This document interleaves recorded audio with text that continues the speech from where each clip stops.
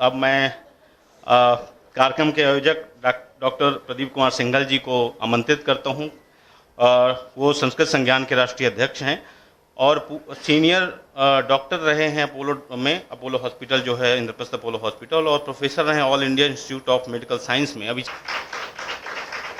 देखिए, सबसे ज़्यादा तो मुझे आज खुशी देख के कि त्रिपाठी जी को, ये कॉमर्स के टीचर हैं, क्योंकि मैं काफ़ी सारे कॉलेज में गया तो उन्होंने, प्रिंसिपल साहब कहते हैं अरे वो हिंदी वाले टीचर को बुलाओ। मैंने कहा हिंदी वाले नहीं भाई, हमें चाहिए हिंदी भी चाहिए, केमिस्ट्री भी चाहिए, फिजिक्स, क्योंकि देखिए रामचरितमानस एक हमने कार्यक्रम किया था दिल्ली यूनिवर्सिटी में, उसमें अजय भागी जी आए थे जो डूटा के प्रेसिडेंट है। उन्होंने कहा कि भाई मैं केमिस्ट्री पढ़ना मेरा बिल्कुल बेकार है अगर मैंने रामचरितमानस नहीं पढ़ी। तो आदरणीय मंच है, समय कम है इसलिए मैं, आदरणीय मंच और इस सभागृह में बैठे हमारे अतिथिगण, अध्यापक अध्यापिकाएं और हमारे प्रिय छात्र छात्राएं, आप सभी का सादर नमन। मैं संक्षिप्त में 3-4 मिनट में अपनी बात रखूंगा। ये जो संस्कृति संज्ञान संस्था है, हम क्या काम कर रहे हैं? हमारा जो उद्देश्य है वो ये है कि जो हम भारतीय जनमानस में जो हमारी भारतीय संस्कृति और संस्कारें हैं उनको कैसे पुनर्स्थापित और पुष्ट करें, और जो हमारे छात्र और युवा हैं उनके छात्रों का जो व्यक्तित्व और चरित्र हम कैसे उसको विकसित करें। देखिए, रामचरितमानस का मतलब क्या है? रामचरित, राम के चरित्र से मानस निर्माण, मानस, रामचरितमानस, यही हमारा, जो हमारी भारतीय संस्कृति का भी यही उद्देश्य है। देखिए, हम इस जो हमारा जो संकल्प है उसको हम एक तो पुजारियों के द्वारा, हमारे साथ करीब 15-16 हज़ार से ज़्यादा पुजारी जुड़े हुए हैं जो परिवारों में ये कार्य कर रहे हैं कि भाई रामचरितमानस पढ़ो, 5-10 मिनट पढ़ोगे, केवल 1 या 2 चौपाई पढ़ो। जैसे भाई साहब ने कहा, हमारे आदरणीय भाई साहब दुष्यंत गौतम जी ने कहा कि भाई रामचरितमानस पढ़ो, उसके अर्थ को समझो, लेकिन उसके संदेश क्या है वो समझना बहुत जरूरी है, ठीक है ना? क्योंकि राम कथा तो आप कहीं भी सुन लेंगे, लेकिन राम कथा सुनने के बाद तो आपको कुछ पता नहीं चलता है कुछ भी। तो इसलिए हमारा उद्देश्य यही है। और दूसरा, अभी हम अपने जो विश्वविद्यालयों में, महाविद्यालयों में, स्कूलों में, हम वहाँ छात्रों के बीच में दोहा वाचन प्रतियोगिता करा रहे हैं।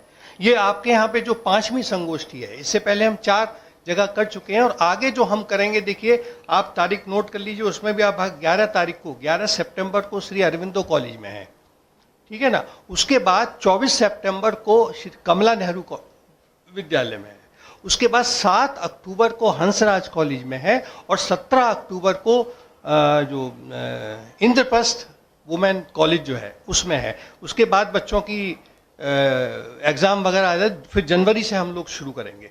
देखिए, ये जो मैं आपको खाली एक ही चीज़ बताऊंगा आज बस, ठीक है, कि आपके लिए रामचरितमानस क्यों जरूरी। देखिए, आप सब अपनी ज़िंदगी में सफल होना चाहते हैं ना? आप चाहते हैं कि जो आपका उद्देश्य हो उस श्रेष्ठ उद्देश्य तक आप पहुंचे।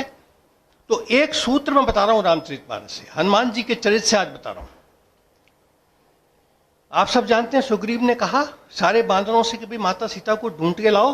तब उन्होंने क्या कहा? जनक सुता कहूं खोजऊं जाई, मास दिवस में अइयो भाई, अवधि मेट जो बिन सुध पाए, आवई बनी सो मोई मनाए। उसने कहा देखो 1 महीने का समय है, माता सीता को ढूंढ के लाओ, अगर बिना ढूंढे आए तो सबको मार दूंगा। तो उसका प्रभाव क्या हुआ कि 28 दिन हो गए थे, पता नहीं चला। 29वें दिन जामवंत ने हनुमान जी को प्रेरित किया कि भैया 30 दिन ही है, 1 दिन बचा है। और देखिए, हनुमान जी गए और उन्होंने, क्योंकि समय की पाबंदी थी। फिर दूसरा देखिए क्या महत्वपूर्ण चीज है जो अभी सब लोगों ने जिक्र किया।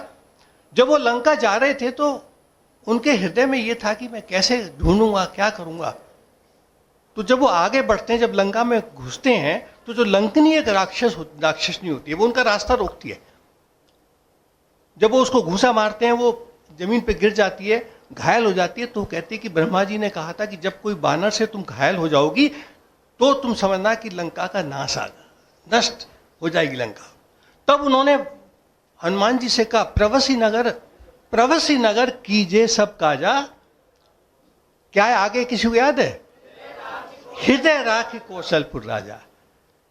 तो ये जो इसके बाद देखिए उन्होंने प्रभु को अपने हृदय में रखा और देखिए कितना बड़ा प्रोजेक्ट उन्होंने पूरा किया। तो यही मैं कहता हूं कि एक तो आपके लिए 2 चीज बहुत जरूरी है। नंबर 1, आप ये प्रण लीजिए कि कोई भी कार्य आप कहीं भी करें, समय से आना है, समय से जाना है और उसको समय से ही प्रोजेक्ट को पूरा करना है। वो तभी पॉसिबल होगा अगर आप रामचरितमानस केवल 5 मिनट के लिए एक दोहा चौपाई उसके संदेश को अगर पढ़ेंगे तो सफल हो जाएगा। दूसरा देखिए, मैंने कई सारे छात्रों को, क्योंकि मैं चाइल्ड स्पेशलिस्ट हूँ, जो बहुत सारे बच्चे थे वो अभी कुछ आईएएस का एग्जाम भी देते हैं, वो घबरा जाते हैं कि हम एग्जाम देने जा रहे हैं तो हमारा बिल्कुल ब्लैकआउट हो जाता है। तो मैंने कहा भाई ये चौपाई आप गाओ, प्रवसी नगर कीजिए सब काजा, भगवान को हृदय में रखो, हृदय राखी कौशलपुर राजा। आप इसको गाते गाते चले जाओ, सब कुछ ठीक हो जाएगा। तो ये 2 चीजें याद रखिए, रामचरितमानस को केवल 5 मिनट के लिए पढ़िए, नित्य पढ़िए, उसके अर्थ को समझिए, उसके संदेश को समझिए। धन्यवाद।